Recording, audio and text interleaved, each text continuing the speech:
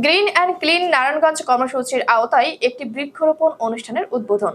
22 June 2025 তারিখে নারায়ণগঞ্জ জেলার Narayanganj city পার্কে জেলার বিভিন্ন ব্যবসায়ী সংগঠনের প্রতিনিধিদের উপস্থিতিতে নারায়ণগঞ্জ জেলার জেলা প্রশাসক Zahidul Islam Mia green and clean Narayanganj কর্মসূচির আওতায় একটি বৃক্ষরোপণ অনুষ্ঠানের উদ্বোধন করেন। অনুষ্ঠানের উদ্বোধন পর্বে জেলা প্রশাসক ক্রমশ নগরায়নের ফলে সবুজ মাটি হারিয়ে যাচ্ছে বলে আশঙ্কা ব্যক্ত করেন। ভবিষ্যৎ প্রজন্মের কাছে একটি বাসযোগ্য ও সবুজ নগরে রেখে যাওয়া আমাদের দায়িত্ব বলে জানান। অপরিকল্পিত শিল্পায়নে প্রায় মৃত হয়ে যাওয়া শীতলক্ষ্যা নদীর জন্য আমরা কিছু করতে পারিনি বলে দুঃখ জানান। এখনই সবুজায়নের মাধ্যমে এই জেলা টিকিয়ে রাখার মোক্ষম সময় বলে আশাবাদ ব্যক্ত করেন ও উপস্থিতি সকলের সহযোগিতা কামনা করেন। অনুষ্ঠানে আরো উপস্থিত ছিলেন অতিরিক্ত জেলা প্রশাসক উন্নয়ন ও মানব সম্পদ ব্যবস্থাপনা জনাব আব্দুল ওয়ারেজ আনসারি।